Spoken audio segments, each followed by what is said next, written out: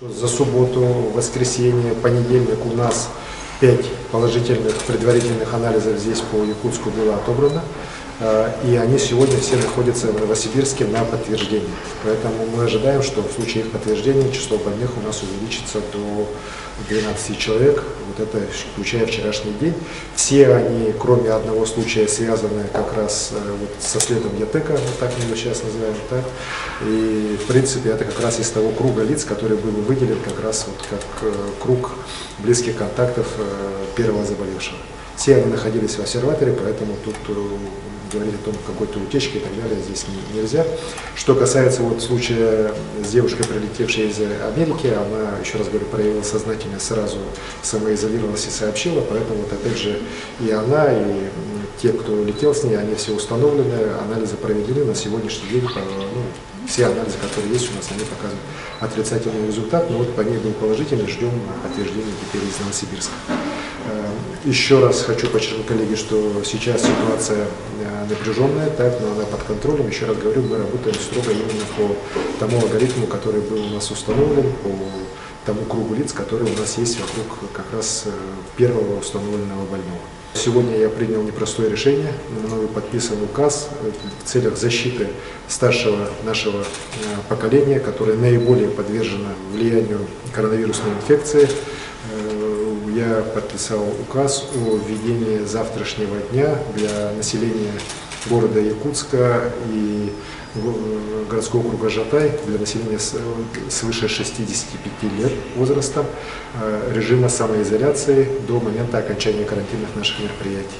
Я думаю, будут восприняты с пониманием, потому что, конечно же, еще раз говорю, мы должны в обязательном порядке сохранять здоровье нашего старшего поколения, которое очень много сделало для того, чтобы мы сегодня жили в нашей стране, и сегодня требуется от нас забота о них.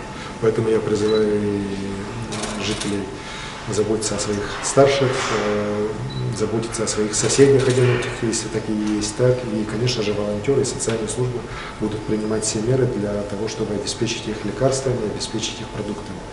Мною также дано поручение по пенсионному фонду отработать так, чтобы пенсии доставлялись уже бесконтактно, так, чтобы люди не приходили сами в пенсионные фонды. Будут приниматься и другие решения, в том числе я прописал в указе о выплате единовременной разовой помощи 4000 рублей для лиц старшего поколения в городе Якутске и Жатае, 2000 рублей после начала режима самоизоляции и 2000 рублей после окончания режима самоизоляции, если они его нормально соблюдали. Мы сейчас готовим ряд мероприятий с городом Якутском в части ограничения работы точек общепита, которые расположены в торговых центрах. Они, к сожалению, на сегодня все-таки служат местом притяжения младшего поколения. Ограничения именно в фудкортах, в торговых центрах тоже сделаны.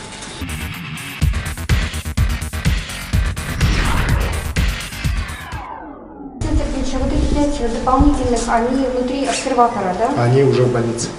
То есть вы их дополнительно нашли или они там были уже? Они уже были в обсерваторе, ну и соответственно, или на режиме самоизоляции, достаточно строго. Так вот, одна прилетевшая сама, скажем так, самоизолировалась и сообщила, и было выявлено, что у нее положительная реакция.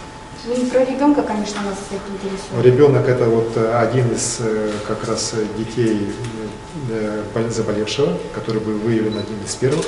У него положительный есть анализ, но он школу не посещал. Поэтому он сейчас с родителем находится в инфекционной больнице. У него состояние нормальное, абсолютно, можно сказать, даже бессимптомное, так, но вместе с тем лечение, конечно, будет проводиться.